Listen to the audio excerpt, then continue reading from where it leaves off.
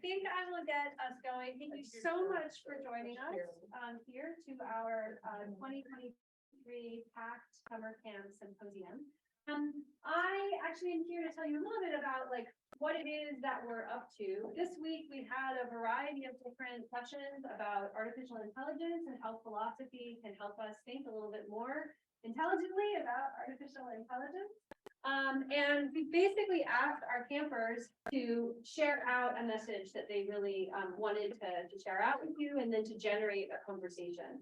And so the basic format of today is that there's sets of groups of campers that each have about 10 minutes to present.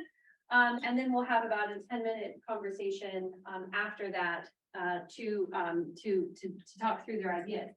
I wanted to say a little bit more about why we're calling this a collaborative symposium, because that will also, I think, help you participate in a way that we're kind of designing our participation. And here, there we go.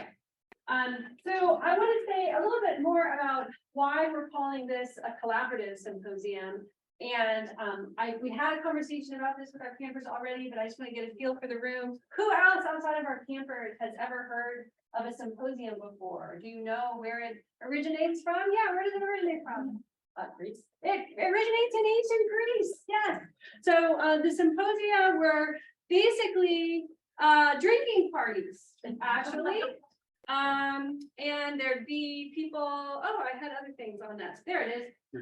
There would be people playing, this is a flute, kind of a lute. Technically, there'd be people eating a lot. They often would gather around with couches and have a really good time. We don't have couches to supply you. We have these really fine Ohio State chairs, but we're hoping to realize some of those elements, but we're also going to make it a little bit different. So in the past, these symposiums were just something that happened all the time in ancient Greece. And then philosophy came in and basically changed it a little bit. And what would happen is we have some of these recorded, these conversations recorded by Plato, by Xenophon. Philosophers would step in and say, well, not just, we shouldn't just drink ourselves blind. Instead, we should do something worthwhile. And so then they would choose a topic and they would all give a speech and share out what they took to be their truth or what they thought was the right answer or the right way of thinking about some common topic. And so we want to kind of hold on to that idea. But oftentimes what would happen when you mix drink and argument is that things kind of go a little south, right? And so what we want to do is maybe make that a slightly bigger change. I don't know why this is not working for me. And we want to talk about it as a collaborative symposium, which is that we want to be working together rather than working against each other. And actually, there's some really great philosophical sources that prefigure this. So in Plato's Republic, there's a moment when Socrates says, I don't suppose that it's escaped your notice that when young people get their first taste of arguments, they misuse it by treating it as a kind of game of contradiction. They imitate those who've refuted them by refuting others themselves, and like puppies, they enjoy dragging and tearing those around them with their arguments. So this was the kind of way of thinking about argument that philosophers stepped into, and that philosophers actually tried to change, and we're trying to build on that tradition of changing that. So if argument isn't about trying to tear apart or tear people down, what is it? And then part of that comes from philosophy. It's a kind of love of wisdom or pursuit of the truth. And so we want to call this a collaborative symposium because rather than just trying to be right or trying to look the best or something like that, we're really trying to find other people who are kind of eager to search for the truth for us, who will hold us, who will help us figure out that truth by holding us accountable for our reasons, asking us to really be introspective and thoughtful about why we think about these things and be interested in what other people think, right? So, so this is actually not a problem just for young people. I just, I want to make sure that we understand that philosophers generally think the problem is really with our culture. And this actually happens in Plato's Republic as well. So there's another quote a little bit later in the dialogue where Socrates says, nor have they, that is the majority of people, nor have the majority of people listened sufficiently to fine and free arguments that search out the truth in every way for the sake of knowledge, but that keep away from the sophistications and heuristic quibbles that both in public trials and in private gatherings aim at nothing except refutation and disputation. So one of the reasons why we wanted to invite you to come and join us for this collaborative symposium is precisely because we want to start practicing this a little bit more broadly, right? Sharing out arguments and developing them in a collaborative spirit rather than in this heuristic spirit. And I've kind of highlighted that word. It's a word that doesn't translate very well into modern English, but it means something like competitive, right? That a lot of people, when you enter a boardroom, or if you enter a law courtroom. Thank you, a courtroom. Like, what is my word? When you enter a courtroom, it's this competitive, and one side has to be right kind of thought, right? And we want to leave that aside and try to actually build something a little bit more collaborative. And in fact, this is where Socrates says, an older person, again, I want to say a philosopher, I welcome you all into the philosophical spirit. A philosopher won't want to take part in that kind of madness, that madness of the heuristic quibbles that aim to dispute and display. He'll imitate someone who's willing to engage in discussion in order to look for the truth, rather than someone who plays at contradiction for sport. And so that's the vibe or the spirit that we hope that you will actually participate with us today. So, so collaboration, right? I want to just maybe try to make explicit what collaboration looks and feels like. First of all, we spent a really long time this week building trust among campers. I don't think you can have a really strong collaborative spirit unless you actually spend a fair amount of time building that trust. And so we hope that you will enter our community with us, but I also just want to give a shout out to our campers who really did a lot of the work this week to actually establish that trust amongst themselves. And that, I think, leads to a sense of belonging, right? Which is that we're all here. Some of us have been doing philosophy for a very long time, over 20 years. Some of us are doing philosophy for the first week, right? But we all belong here. We are all actually philosophers when we engage with philosophy. And so we all belong here. And therefore, I think that kind of opens up a spirit of creativity, right? That so often, if it's always the same people in the room, you're always going to get the same thoughts. And you get greater creativity, and I think possibly greater possibility to actually discover the truth when you have people who feel like they're invested. In a similar sense, we want to make sure that there's kind of equal engagement among everybody. So you'll see that, like, we have a timer and people are limited in how much the campers can speak, right? And we also ask, as you participate, to try to limit your thoughts so that other people can also participate in that wider conversation. And finally, I think a really great collaborative symposium has a sense of progress. That the reason why we're trying to collaborate is that we think there's a wisdom in many minds, and that we're more likely to actually grasp the truth or hold on to the truth if we have this vigorous effort to examine that with each other. So we really hope that you will collaborate with us today along those lines. And so I want to sort of bring up our first group, which is that the Supreme Justice League? Is that right? Awesome. Great. Hello and welcome. We will be talking about AI bias in the criminal justice system. Yeah.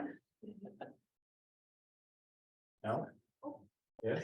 Oh, there we go. So this is our logo made by AI. Whoa. Actually, kind of crazy. So this is us. We're the Supreme Justice League. Here to serve justice. Yeah. Oh. Yeah. So what really is AI bias? AI bias is something that occurs when an AI algorithm produces results that are prejudiced due to wrong assumptions in the machine learning process. Okay, AI bias in the real world. There are many ways that AI bias can be applied to the real world.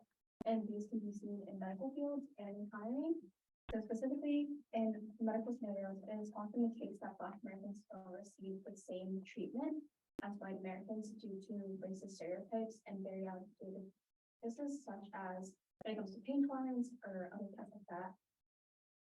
It is also affecting the hiring process because they can focus on negative aspects of a candidate, such as limited thoughts, limited race, and ethnicity. So these biased thoughts can affect the hiring process, and therefore, if it is applied to AI, when the process is happening, it can then occur in the AI process and continue to happen. So there will be biased results with biased AI. And then there are AI predictions in the justice system. So AI predictions result in risk assessments, which are determining factors in a person's time spent in jail, or whether the sentence should be reduced or even applied. And MAP Movement Alliance project has spent the past 3 years doing research on how this works and what are the consequences of it, and publicly advocates how this system is dangerous when thinking about people's lives and how this system can mess up and cause people to be put in the wrong risk level.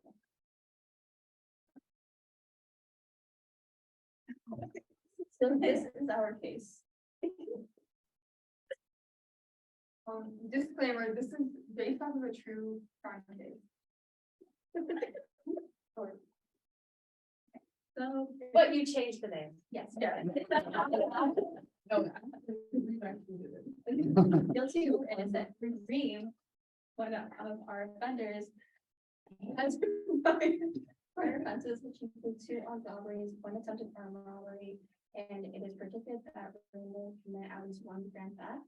And for no harm, there are 4 juvenile misdemeanors, and it's predicted that no harm will have committed no crime.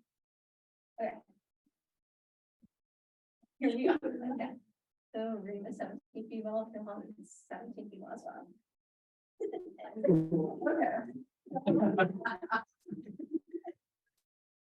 On a spring afternoon in 2023, Noah Abu was sitting away to get her sister from school when she saw an unlocked kid's pink bicycle and a green Razor scooter. Noah and her friend grabbed the bike and scooter and tried to ride them down the street.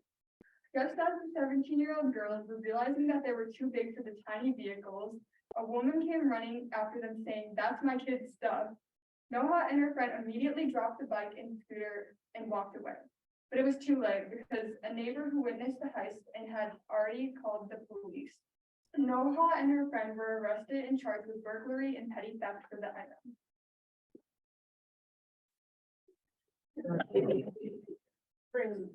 Reem crime. Low risk. Reem is a more seasoned criminal. She has already been convicted of armed robbery and attempted armed robbery, for which she served 5 years in prison, in addition to another armed robbery charge. Also, Reem has a record of misdemeanors committed when she was in juvenile case. Okay, who here thinks that Reem is gonna commit another crime? Okay, who here thinks that Noah's gonna commit another crime?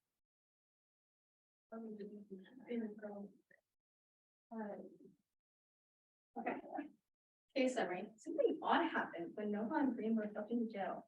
A computer program spat out a score predicting the likelihood of each to commit a future crime, which was the number. So Reem had an 8, Noah had a 3.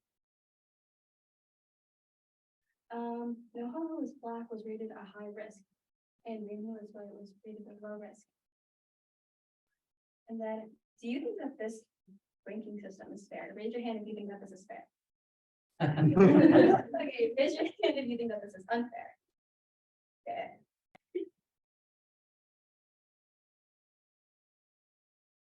Two years later, we know the computer algorithm got it exactly backward. Noah has not been charged with any new crimes, but Reem is serving 8-year prison term for subsequently breaking into a warehouse and stealing thousands of dollars worth of electronics. Classic. Green.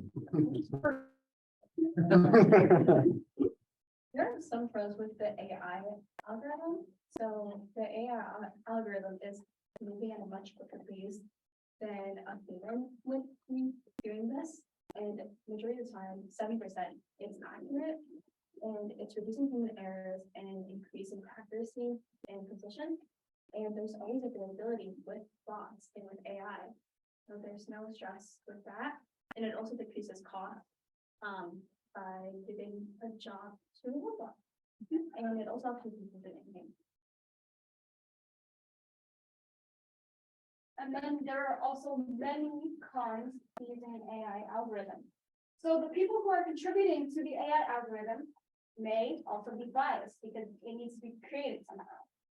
Unconscious biases happen when you form an opinion about candidates based solely on first impression. Bias in and bias out. No ethics or human interaction related to real life scenarios. And fair plea deals are also taken out of question due to the risk assessment. Great.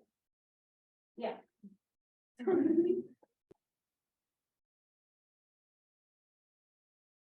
So this is a summary of what we said on the last two slides. About should we use AI in the criminal justice system? Some of the pros discussed are much quicker pace, reduces human errors, 70% accurate, and 24/7 availability. And some of the cons are that there are biases in creating and executing the algorithm, and plea deals are taken out of question. Now, discussion question. So why do you think this bias is happening within the system? No, First, I would say I am innocent. I think probably because like AIs are been created by humans, and like every human has their own bias. So like with the hiring thing, and then like if someone's getting hired at like Apple, they might look at school experience and or like just like experience with electronics rather than like if you don't have experience. So that's how they might choose to hire. So the same thing could be with crime. great answer. Does anyone have any other answers? Okay. Now, the next question is, do you believe that we should improve the AI algorithm or stop using it? Raise your hand if you do think we should improve the AI. Raise your hand if we should just stop using it. All right, and that summarizes our speech.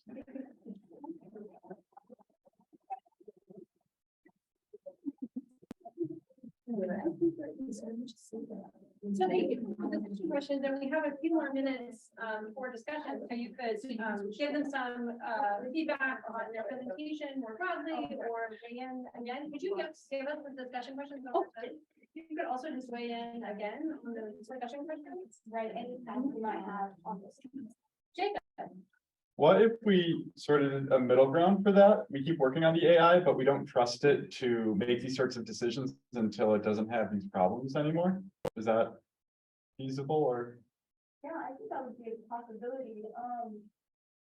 Yeah. Yes, I think that would be a possibility.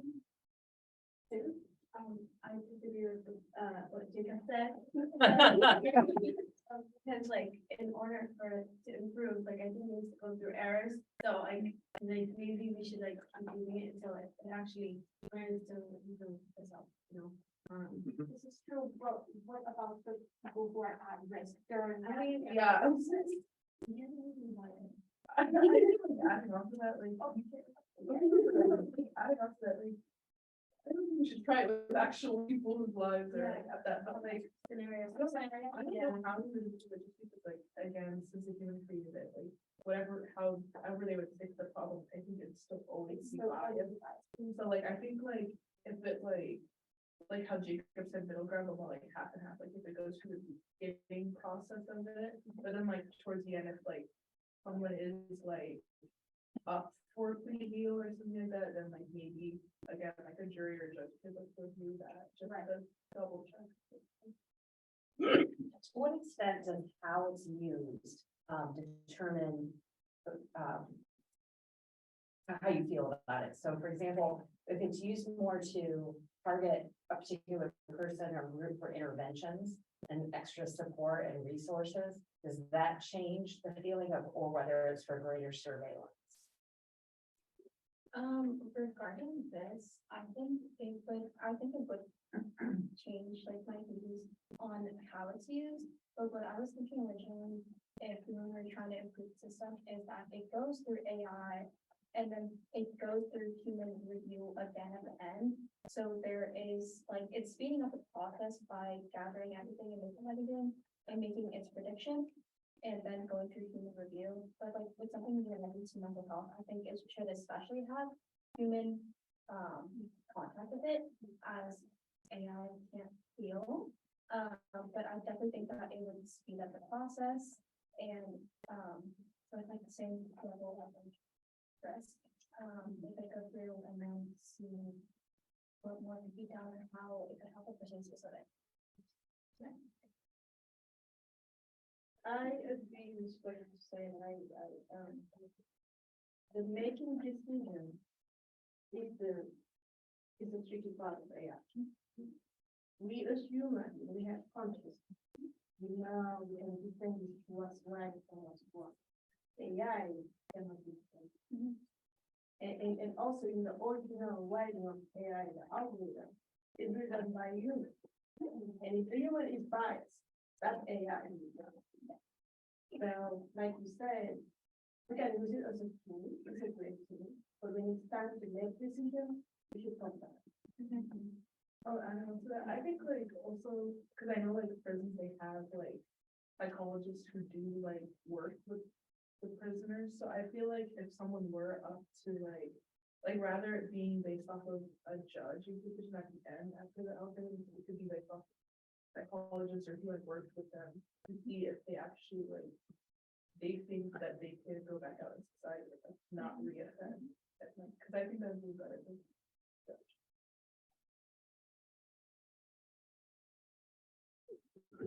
So I want to go to bat for still using the AI, keeping using the AI for two reasons. So first of all, like they had, when they were talking about the pros, one of the pros was that there was a level of predictive accuracy there.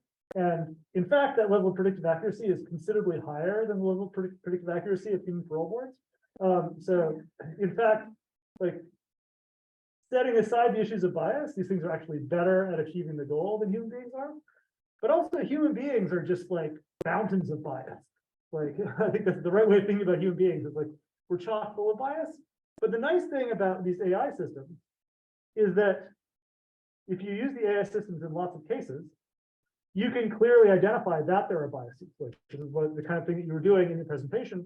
And then you can try to take steps to test whether you can fix the AI system and whether you can fix those biases.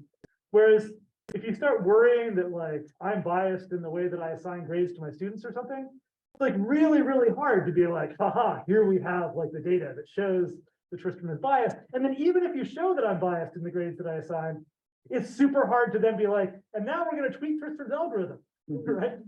So it's very hard to solve the problem. So I kind of feel like, first of all, you're going to, with the AI the way they are, you're going to achieve better results with respect to predicting reoffense than human beings are. And second of all, you have, because you have like a system in place that you can tweak and adjust, you have the potential to make it less biased over time. Whereas it's hard, I feel like our track record of making human beings less biased over time, less impressive. So I guess on the basis of those two things, I think like obviously when people are misassigned, misevaluated, as in the case that you described, that's an injustice. But I think like injustice in parole decisions are happening all the time. And I guess my thought is, I would rather there be less injustice. And then we also have a system where we can potentially, over time, reduce the amount of bias in the system. And so that's a reason to think that like we should continue to use this, although of course it's deeply flawed.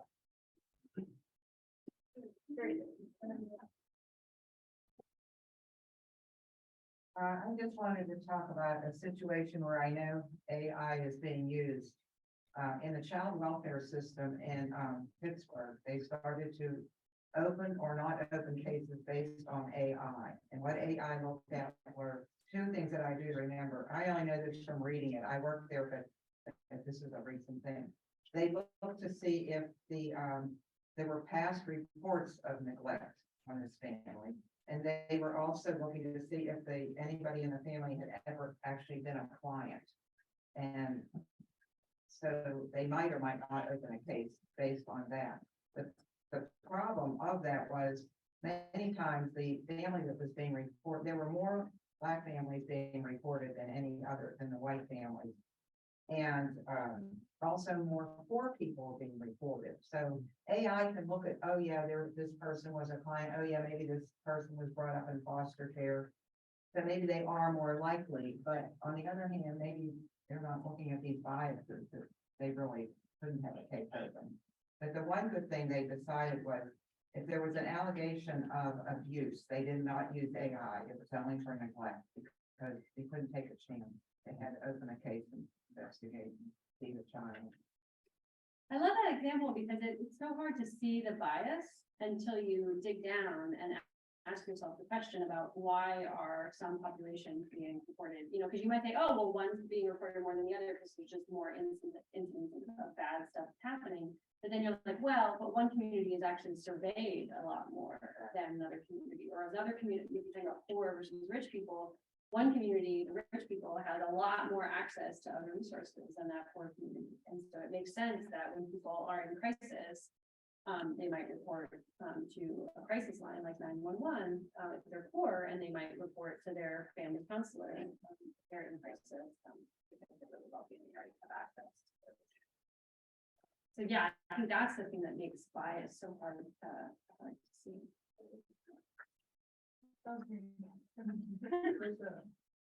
Any other questions? Let's thank our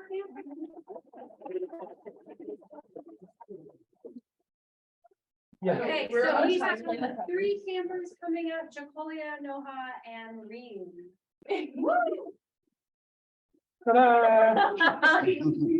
Okay. We're good. Okay. Just a little bit of background, like in this instance, you guys are acting as a jury for our case that we're going to be presenting to you. So thank you, ladies and gentlemen of the jury, for being here. We are here to judge on the case of, okay. Well, okay. Huh? Yeah. And the judge in the case of Stephen Bott 2000 versus the PACT Construction Company. And by the end of the hearing, we'll be asked to deliberate and confer on a decision. And now counsel will be providing their opening statements, starting with the prosecution. Thank you. Hold the applause. Okay.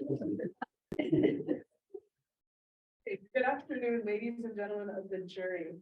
This is Stephen Bott 2000. Stephen Bott 2000 has been working with the PACT construction crew for almost 6 months now.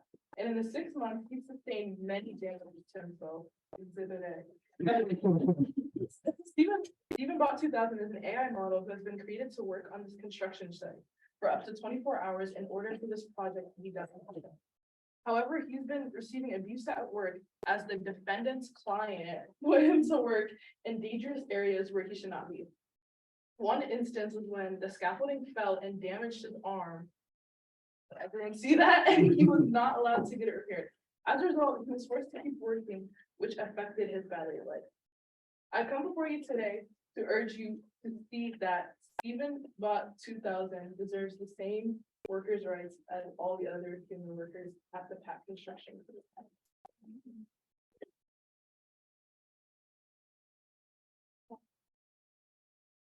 Good afternoon, Your Honor, and ladies and gentlemen of the court.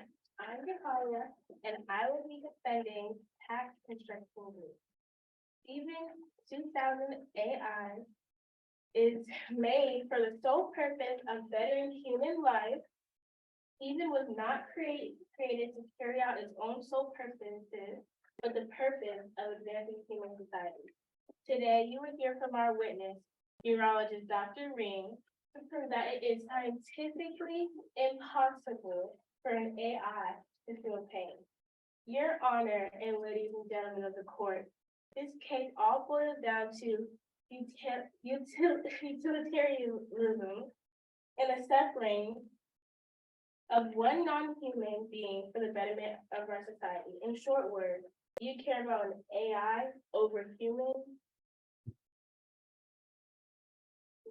We're calling our first witness, neurologist Green. Studying. Yeah, doctor, as noted by my stethoscope. Dr. Rain, where does pain emerge? So first, there are like pain receptors in our bodies. There are nerve endings in our body tissues that respond to damaging or potentially dangerous stimuli.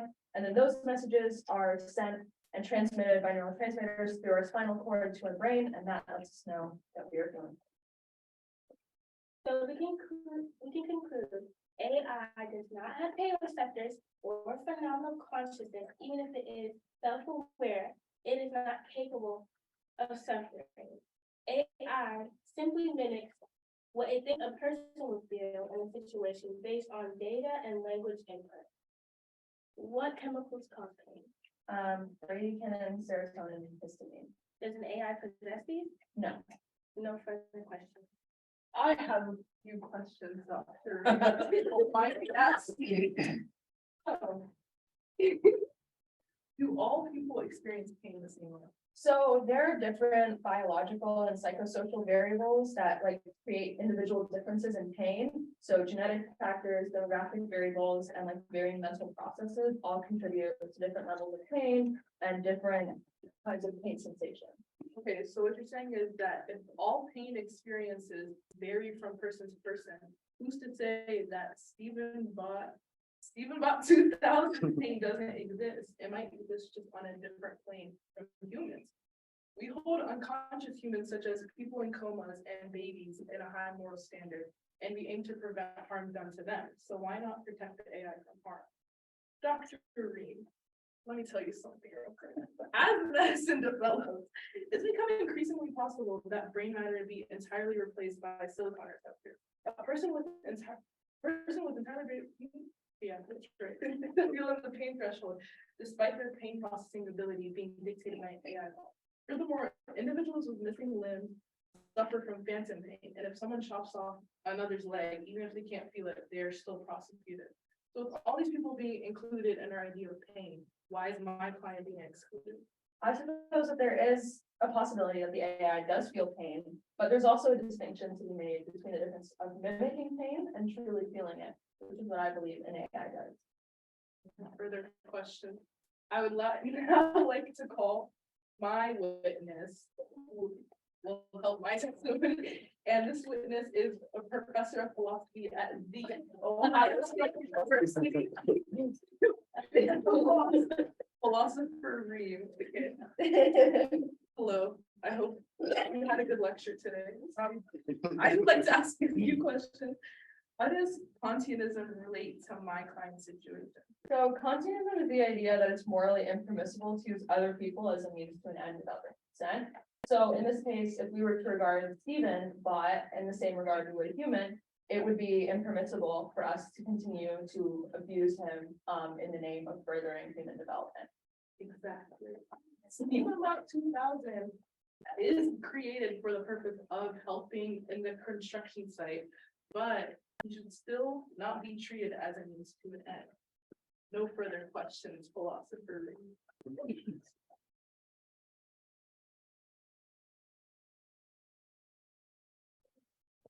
Philosopher Rain, how does utilitarianism relate to my client's situation? So utilitarianism is the idea that an action is considered morally permissible if it provides a good outcome for the greatest amount of people. So in this instance, sacrificing Stephen's potential well-being serves the greater good of the community by providing more efficient methods of construction and more community space. So it's a sacrifice worth making. No further questions. As you can see, the reason for Stephen's existence is to serve your client and carry out tasks. So according to theories of utilitarianism, one can argue that your client's existence is purely for the benefit of humanity. So we can conclude it is ethically acceptable to do so. Thank you.